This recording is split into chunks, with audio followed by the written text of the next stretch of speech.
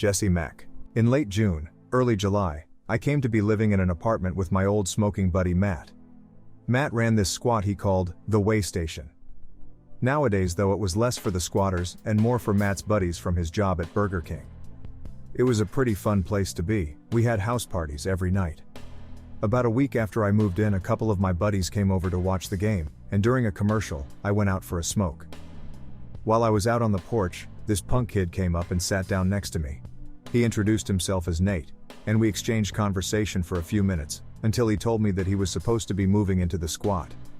Matt never told me anything regarding who was living there anymore. Nate and I ended up getting along great. Don't get me wrong, Matt's a great guy and all, but you can't have any kind of meaningful conversation with him. Nate was the opposite. I mean, at parties he was awkward as fuck, but when it was just 2 or 3 of us, we would talk for hours about anything and everything. Nate had come from South Boston to visit his girlfriend, who apparently lived about a block from the squat, though no one had ever seen her before. I later found out that this was because she went to a local prep school and was like, insane smart. They met on some dating site for people who love Star Wars and crime shows and all that geeky shit. He was always over at her place, and he didn't take up much space here, so no one really noticed when he was gone. On the off chance that he was at the squat, we had discussions regarding politics, religion, drugs, anything under the sun. Eventually, during one of our religion convos, I asked him if he believed in the paranormal. He replied that he did. For a little backstory, I've been going into haunted houses since as long as I can remember. I've always been into ghosts, and demons and shit. We talked about this for a while before I decided to pop the question. So, has anything paranormal ever happened to you? Like, just anything weird that you just can't explain? I asked. Nate looked at his feet. I have to go meet my girlfriend. I'll catch you later, bro, he said. Even now I regret asking that question. About 3 weeks later, Nate's girlfriend broke up with him for reasons I still don't quite understand. Apparently she was a lesbian or something. You'd have to ask him, I didn't have the heart to. I came home from a smoke session to find him on the kitchen floor in a crumpled position next to an empty bottle of OxyContin pills. He groggily raised his head when I came into the room. Guess I didn't take enough, he muttered. I kicked him in the stomach. Hard enough to make him vomit up the remains of whatever was in there. I was livid, but at the same time sympathetic. I've been that far down before, and it ain't fun. I gave him a pen and paper, and told him to write down everything he wanted to accomplish in life, sort of like a bucket list. Told him no one would ever see it but him, and made him promise that he would stay alive until he had completed everything on the list. Nate hastily scribbled down a few notes, then put the paper in his pocket and stumbled into the living room where he collapsed on a couch in a drug-induced stupor. As I sat in the chair next to him, I suddenly became aware of an intense curiosity. I had to know what he had written on that paper. I mean, I was fucking baked at the time. But at the same time, his cryptic answer to the paranormal question a few weeks back had been eating away at me, so I decided to give it a quick look to see if it had any clues. Just one look, then I'd put it back in his pocket. He'd never even know. Letting my curiosity get the better of me, I did just that. The paper read, to the people who matter most. 1. My brother. 2. My mentor. 3. Jessie Mack. Okay, so it was just paranoia. It was a completely average bucket list, and I was just baked out of my mind. I slipped the note back into his pocket, and turned on the TV. Still, there was something that struck me as odd about that last one. Jessie Mack sounded familiar, like something out of my childhood that I couldn't quite put my finger on. I never told Matt what happened. Nate was still asleep when he got home from work. We watched a few movies, including this really strange one called Being John Malkovich, which was Matt's favorite for reasons I didn't really understand. About halfway through the movie I looked over at Matt. Hey, remember Jessie Mack? I asked. Matt started cracking up. The fuck kind of parent names their kid Jessie Mack? I smiled back. Some parents in Boston, I guess, I replied. Matt couldn't stop laughing. I mean, are you fucking serious? Jessie Mack? Jessie fucking Mack. Hey everyone, I'm Jessie Mack, and I'm from Dorchester.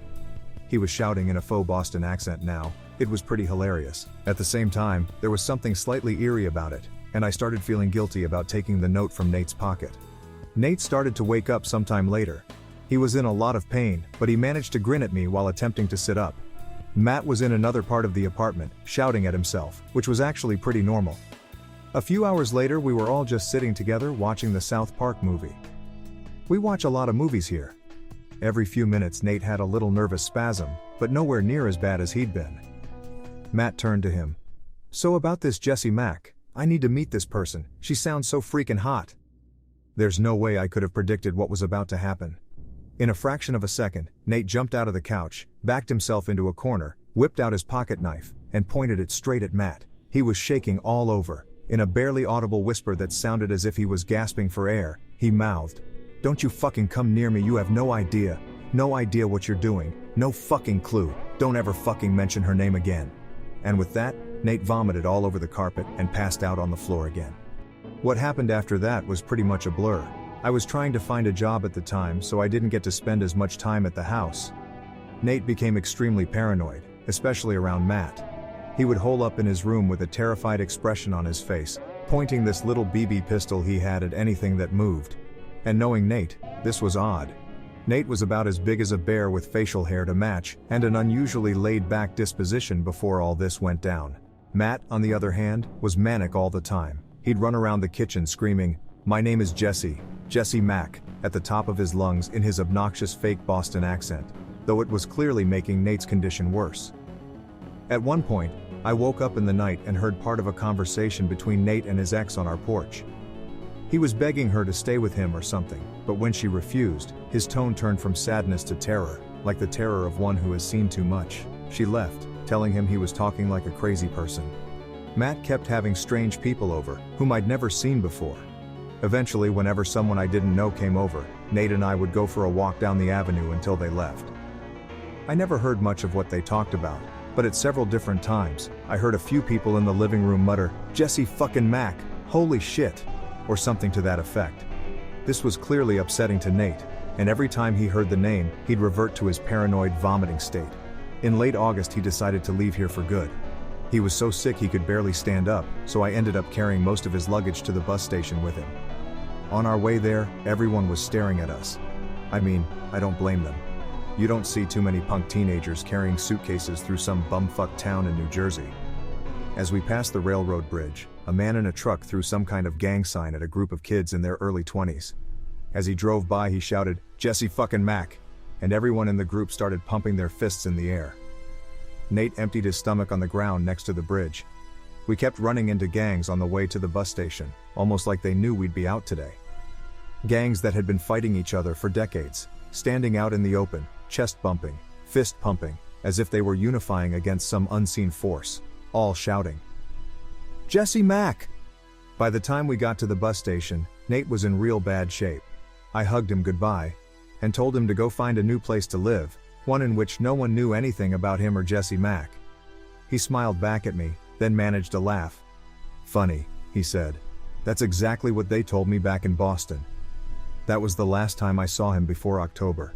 After that, I moved back in with my dad, in this little town about an hour from Matt's apartment. I got a real job, bought a junk car, the whole works. I even started dating this girl I really liked back in high school. 3 months in Matt's house made me feel like I had aged 10 years, but I was finally stepping out into the light. I doubted I would ever see either of them again.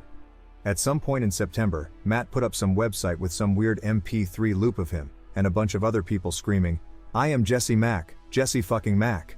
Just that, over and over again. Someone told me that Matt was signing his work checks as Jessie Mack now. None of his old friends really hang out with him anymore, so it's hard to verify anything I hear about him these days. The next time I saw Nate, it was mid-October. He had apparently come back to NJ to try to reason with Matt, to tell him to shut down the webpage. The webpage itself had gathered over 50,000 hits, which was an alright count for the shittiest music in the world. Matt was also selling Jessie Mack clothing, which was selling more rapidly than any other local product I'd ever seen. Nate only stayed for 3 days, and I was at work for the first 2. When I finally saw him, he was standing outside in Matt's driveway in the pouring rain, looking about as bad off as when I left him the last time. After about 20 minutes of trying to reason with him, we went inside. I didn't even recognize the place. In the foyer, 2 of the walls were bashed in. It had always been a dirty apartment, but now it looked as if no one had lived there in years. All over the house, walls were punched in. Any space that still had a wall had writing on it. Most of the writing was in Gaelic, so I don't know what the fuck it said, but there were several references to Jessie Mack being the name of an ancient Gaelic entity, and that the English translation of the name was, "the descendant of the Dark One." Nate nodded solemnly, as if he had known this all along. There was an old couple, shooting heroin on one of the couches. The woman looked up at her boyfriend saying, "I want to get closer, you don't even understand, I want to get closer to Jessie Mack." The man looked up at us. "Matt will be home in a few hours, he's going to play guitar and put on a show for us." He gestured toward a guitar in the corner, with a broken neck, 3 working strings, and the words, "Jessie Mack," crudely carved across the bottom panel. Nate ran out of the house screaming. I cornered him in an alleyway. Rain streamed down his face, but nonetheless, I could tell he was sobbing. "You're not even fucking real. You live in my head, none of this is real, it's all just a fucking joke," he shouted at me. I tried to comfort him, but he wasn't taking it. I know, I'm a fucking crazy person. That's what everyone says." We sat together for a few hours and he calmed down a bit, as did the rain. "I'm done," he finally said. "I'm done with this. You have no idea how done I am with this. I'm going back. I'm gonna be a good person this time. I'm gonna be a vegan, just like Jess. Just like this kid I used to know told me to. I'll go back to school. I'll do anything, just someone please make this fucking go away." He left the next morning. I never saw him again. If you enjoyed this video, please like and subscribe for more.